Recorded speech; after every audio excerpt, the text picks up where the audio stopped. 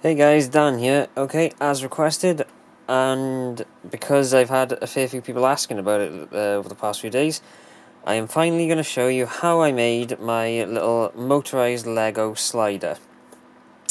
Now, excuse the quality of this video, such as sound and, well, just general quality and, like, uneditedness. I am currently exporting a video, which if you can hear some excessive fan noise in the background, that's what it is. And also, I'm just using the onboard mics on my GH4 because they're right in front of me. Anyway, let's get to it. Just a heads up, if you are not interested in knowing exactly how this part here works and would just like to know how it's made, skip to this time in the video here indicated here, and that will just be the straight up build, because for the first part of this video I'm just going to explain exactly how this general thing works and how I came up with like how to make it work and whatnot. So if you want to skip that, do it now, because now we're going to get very technical, nerdy, mechanically and all boring stuff. Anyway, so right, the principle behind this whole thing is basically, the thing that's the important part is this here. All this stuff here is just somewhere to hold. Oh, sorry, I wasn't looking at the screen. All this stuff here is just to mount the battery, the motor, and all this by here is just to make it so that all the top area here is level, and I can mount the camera to it. There's not really much to explain here where the camera is actually mounted. It is just a single board with a hole drilled through it. You can get ones that have pre-drilled holes, but I just drilled one through because I couldn't find one. And then it's just mounted down like this, with a gap by here to leave room for that. Now, I also have a washer here, which I use to kind of raise up the sort of hard stop for the mount, because obviously these parts are raised higher than the flat bit, and then I use this rubber washer to get a bit more grip on it, and that's basically how I mount the camera, but there are other ways, but that's just how I mount mine. Anyway, where is this going on now? Yeah, like that. Right, so that's the basic, that's this basically. It is just to get the monitor in position. That's not important though. This is the important part. So this is basically a four-wheel drive assembly, and it is the same principle as the gearbox in a car, or the trans... I'm trying to remember what the name is now. I think it's called a trans box or something. Or, I don't know, I think in America they call it a transaxle. It's basically a box that changes drive going sort of like this way to going both ways, if that makes any sense at all. But anyway, let's just get to the bit where now I explain this basic thing. Okay, it may look complicated, but basically, if I hide this side, that is all it is right there. It is just this assembly here, and this is just a mirror of this side. So, to explain the principle behind this, the idea behind this was that I wanted to make this thing as slow and steady as possible, so I had to slow down the speed of this motor. Oops, sorry, you can't see it. So I had to slow down the speed of this motor here. Now, I did this by way of simple gear ratio mathematics mechanical bullshit. Sorry for the language. But anyway, the way it works is, if you use a small gear as the driving gear, that's basically the gear that is delivering the power, and a larger gear with more teeth than the smaller gear as the driven gear, the gear that is receiving the power, then the amount of times this has to do a full revolution to make this do one full revolution means that the speed will be minused by however many teeth there are in comparison with both. Basically, if this gear had 5 teeth and this gear had 10 teeth, this gear would travel half the speed of that, because this one would turn one full turn and only make this one turn half a turn. I think I got this right. And the principle behind the rest of it is exactly the same. So if you'll notice, there is a pattern between all this. We have drive gear, or driving gear, driven gear, and then right below it, this becomes the new driving gear because it is transferring the power from this shaft to the next shaft over, and then this gear is then the receiving, is on the receiving end of the power. So again, it goes driving gear, driven gear, and you'll notice it goes from small to big again. And then once again down here, driving gear, driven gear, big, small, big, and then same here, small, big. Now the reason I have them in sort of a chain pattern is because if I had just gone from this gear to this gear, the speed wouldn't have been slow enough for a nice, smooth, steady sort of time-lapse type of speed. Because at the moment, the speeds it does, no, because without that, with those two as they were, the speeds it would be doing would be very, it would be pretty fast. It would be about the speed of a small, cheap remote control car, really. But, yeah, by adding them all sort of in series like this, it basically, it doesn't exactly do this, but it's basically halving the speed each time you transfer from a smaller gear to a larger gear. Not exactly, because, again, all these gears are all different sizes, and it depends on gear ratios from smaller to bigger. But, yeah, basically, this is just a mirrored setup which allows it so that both wheels travel the exact same speed at the exact same time, which means four-wheel drive. Now, one other effect of doing this type of setup where it is a small gear driving a larger gear is that you get much more torque. And I don't mean torque as in, you know, talking. I mean torque as in Torque, which is basically the amount of pulling power that that whatever the machine has. Now, typically, you know, your average supercar will have a lot of power and it can go really fast, but it won't typically have a lot of torque when it is going at its maximum speed. You know, so when it's up like, you know, the 6th or 7th gear or whatever. But a farm tractor or a JCB or a digger or whatever, they travel really slow, but that is because they have a lot of torque. The engine doesn't have to do as many revolutions, which means it doesn't to drive the wheels, meaning it doesn't have to try as hard to turn the wheels either. Whereas, you know, which is sort of similar to the first gear in a car. And yeah, like I said, it's really sort of overly technical, and I'm trying to keep it as simple as possible. But anyway, that is the basic principle of this, right? So, if you get it, you know, always have small gear, large gear, then have on the same shaft as the large gear, small gear, then large, small, large, small, large, and just make sure that none of the cogs, make sure that the only cogs that interact are the two that you want to be doing, you know, the driving, and the two you want to be delivering the power.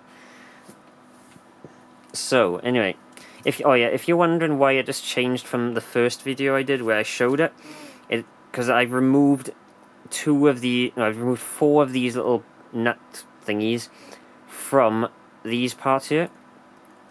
That is so it allows me to have a second gear. So, as it is now, I'd say this counts as, I call this one first gear at the moment, because this one is the slowest setting, but it has the most torque. If I drop these 2 gears down, and then these 2 gears down, it's in neutral now, so I could use this like a normal slider if I wanted to. But then if I also bring these 2 gears here down, sorry if I'm not showing it very well, now the gear ratio that I've changed it to now, it goes, you know, small, large, small, large, small, but then the small goes to the large, but then the large one goes back to a small, meaning that the speed between this drive shaft and this drive shaft is the same, so it means I haven't cut down the speed as much as the one before. So it just means I get an extra bit of speed, meaning if I wanted to do a much faster dolly movement, that's how I could get it. But you don't need to worry about that if you don't want to. Oh, my render's done. You don't need to worry about that if you don't want to. And now I think we'll skip the technical bits now, and we'll end the technical talk, and now we shall get to how we assemble it. So I'm just going to move that aside because this is pretty much speaks for itself. And let's just remove the wheels. Let's put them over there. Okay. And now I shall remove these two little nuts here. Okay, right. And there we go. And this is pretty much how it'll look sort of halfway through when you're almost done. And you can see when I turn one, they all turn nice and smooth. But anyway, I don't know if it'll focus. I don't normally use the autofocus feature on my GH4, but let's see how well it does. Come on. No, never mind. Anyway. There we go, right. Anyway, so, let me think, where am I going to start with this now? Okay, so, basically, just find out how many gears you have at your disposal first, I'd say, because that's what I did to, or actually make sure, find out what the longest one of these pieces you have. That's what I remember now. That's what dictated how long or how many gears I put into this. So first of all, you're going to need 4 of these. So whatever size you can get, 4 of these, and you want to stack 2 of them like that, and then another 2 like that. I obviously didn't bother with color coordination, but there you are. Now for the actual, I'm going to focus a bit closer, I think. Oh no, I'm closest focused. Never mind. Anyway, right, for each gear, right, I'm not going to take them off here because it's much easier to explain if I do it like this. So anyway, each gear, if you notice, they all, obviously we have these 2 here are the main ones that have to protrude all the way through because they're the ones that have to have the wheels attached to them. And always make sure you have at least enough so that when you attach a nut on the end, you have enough to fit the whole nut up the, I don't know what they're called, stick. But yeah. So anyway, you're going to need 1, 2, 3, 4, 5, 6, 7 drive shafts for this build. And they all need to be varying sizes. Now, I'd say these 2, right, I don't know what the sizes are, so you have to bear with me, alright? So I think these 2, if I get a ruler, sorry, I had to stretch a bit there. So here we have, I think that's roughly a 9.5 centimeter one, but I'd say absolute minimum, that's 8 centimeters. So right, minimum for the wheels, for the drive shafts that go to the wheels, 8 centimeters, because that's this is the minimum I would recommend. And so you need 2 of these or bigger. Then we need, let's see, 1, 2, 3, 4 5 centimeter ones, and 1 6.5 centimeter one for the center one. I don't know. It's about that. Oh yeah, and just for the sake of anyone in the States, because I know. So we got one. That's about 3 inches, 3.1, 3.2 inches for the wheels. 2 inches for the 4 drive shafts for there, and 2.5 for the central drive shaft. So there you are. Right, and now if we take a closer look now, obviously you have to make sure whatever two gears you're using for the first two, for the main drive and for the main drive gear that's going to the motor and here, make sure that you get the sizing right for them to interlock correctly, because that's the main thing really to do first. Find out where your motor, how high your motor sits, and use two gears that will interlock perfectly. Preferably the smallest gear you can use on here and the largest gear you can use on here, the better, because that means you're getting much more of a speed reduction right out of the box, really.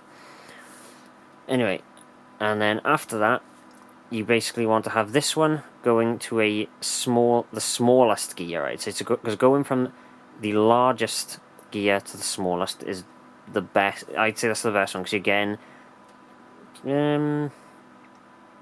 yeah, I'd say you're getting a better cut down of speed that way. But this, yeah, the smaller gear is still moving the same speed as this one, but then obviously make sure the gears it's going to again are the same sort of size, that because that'll be the main problem that you may encounter, is trying to get all the different cogs to sort of play nicely, because you have to find, you can't, like for instance, I can't use these cogs, these rounded ones, with these ones here, because they're just completely different size.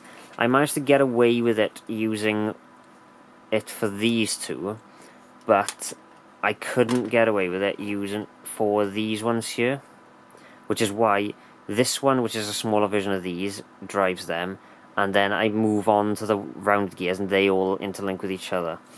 But yeah, basically, if you take a close look at this now, I'll try and keep it as still as possible so you can get a decent look. See, what we have here is we have one of those half nuts, so it's a bunch of ones that are half the size of this one here, and we have put that on the end. Then you have the biggest cog there, which is the main driven gear, because that's the one being driven by the main engine, or dynamo, whatever you want to call it. Then you have another one there. Now the one in there is pretty much only there so that this clears these other ones here. But you don't really need these unless you want to do it like the way I've done, where you can switch the gears around to make it go faster. But yeah, you want to put another one there. Then you want to put your smaller gear then straight after it once you've put it through this through the assembly here, and then have three nuts there just to fill up the space to keep this thing still, because the ones on the end here are the ones that are going to be holding the shape together, because you see it stops it like moving around too much. And then when you move on to we'll move on to the next shaft then. So over there we have what's it called, another half one with it, and this works both sides, so I'm only going to show you how to just do the one side, because then you can just mirror it then for the other side. So you got a half nut, a larger cog, then a full nut, and then a smaller cog of whatever type of cog it has to you want to use, continuing on from it, and then that just stays there and repeated there. Then the next one, then you want to put another half nut there, a full nut, so that it clears this, because you want to make sure whatever nut you put here, it doesn't interfere with this cog here, otherwise the assembly would just lock up. Then a smaller gear, and then a larger gear that is the correct type of gear that will interlock with this one, so the smaller one there. And then once again, onto the wheel assembly now we are. So on the wheel assembly, let's see, you want to have a full size nut and a half nut. That's so that the tires on this side, the other side is not important, but the tires on this side clear this so that they don't rub up against it, and I'll just slow you down. Then you want to put a either a full, you want to put a full nut here. I just put 2 half ones because I run out of full ones. Then a large gear here to interlock with the smaller gear on the other side. Then a nut, and then you only add these ones here if you want to make the assembly like this one that I'm doing. Otherwise, you can just put another full nut. But this is so you can move these 2 gears up. That one's a bit stiff. If you want to move these 2 gears up to help create a to help make it a faster gear ratio. But yeah, and then you just mirror that on this other side, and once again you'll see on here we got the full nut and the half nut there, and that's that. And obviously you leave spaces on these 4 here so you can move the gears up and down. Anyway, and then just add the other side of the assembly on the other side, lock it down. And if you've done it correct, these nuts here, the half nuts on the end, they should be enough to keep the drive shafts from moving around, because you've locked them between. Because you've locked the drive shaft between those and then the nuts on the other side, so they shouldn't really pop out on this side if you've done it right. And then for the ends here, all you should need is enough. Is 1 full nut to keep the tire keep the wheel from connecting with the assembly here. Okay, and then so we just stick these together. Let's see. Yep. Gotta make sure it's symmetrical. It's the perfectionist in me. And okay, so here we are. You can see. Oh no, yeah, that was it, right? The reason we added an extra half. The reason we added the extra half nuts here is so that they wouldn't interact with these here. Because you can see, if you look when I put the wheel assembly on, you can see that it's almost touching that. So that's the reason I put those there. Sorry, I forgot. There's already enough clearance between the tires and the main drive gear. But if you've done it correctly, if you try turning one of the wheels, you should see it all turn without any interference. It might be a bit rattly, but that's what you get from cheap plastic cogs. But yeah, if it locks up and it doesn't move at all, so if I just move these gears down, if it doesn't want to move at all, then you've gotten the gear ratios wrong, and you've got 2 gears. So like here, you've got a large gear and a small gear there, and a large gear and a small gear there. If you do this, they're both going to be competing, because this side is going to be trying to drive that one slower, and this one is going to be trying to drive that one faster, so it'll just lock up, it will. So make sure you get the ratios correct. Let's see, yeah, there we go. Sorry, I got lost for a second there. Now, as for this assembly up here now, I'm just going to go into a little bit more detail. This assembly up here completely depends on the motor and the battery that you're using, because I've seen some of the new ones and they look very odd. These ones here, these are from the older sets from the 90s, back from when I used to collect these. And these ones were made to be built into the classic Lego, and they were also made to go into Lego Technic, which is what these little grooves are here. They have to slot it in, but these were able to be used in this sort of Lego stuff, and you can see the battery pack is just a block. So all this by here isn't really necessary. It is just to build up the whole thing like a cart, so that then this top part can be mounted on top, together. Yes, yeah. Let me start over because I'm really rambling there. Right, all this stuff here is just so I can mount this flat piece on top. It's just to create a level bit of ground, so I can mount this part here, which is what I use to mount the camera. So yeah, I know I'm going into this again, but I thought I might as well elaborate on it in a bit more detail. So to make this bit here, all I have is just 2 straight parts together. It doesn't matter if there's holes in it, you don't really need it, that run the same length as the top bit here. So you just mount these and make sure you have 2 bits here as well. The closer you have these together, the better, but make sure you leave enough space for your tightening your tripod, your quarter 20 tripod nut screw. So put these either side, and these are just to raise, all this assembly is just to raise this central piece up off the face here, and try to hold it there while the camera's mounted to it. And then of course, you know, these bits here are just, yeah, you can see that they're just a normal rectangle with 2 singles. Then, oh god, then that sits in there. No, that's too close. In there, like that, and then these lay across, and it's the same on the other side. It's just a special piece of it. Same thing though. And then everything, if you've done it right, everything should interlock tightly. Now, if you aren't really that bothered about using the Lego for anything further, I would highly recommend that all this top assembly, not really anything below here, but all this top assembly that you glue together, apart from, I'd say, these, well, I'd say, right, glue all this stuff together, but don't glue these main bits here to this. Don't glue anything to this, just glue these main bits here to these two. So if you can understand what I'm even saying there. 'Cause I'm rambling now a bit, but that's what my videos are like. I ramble.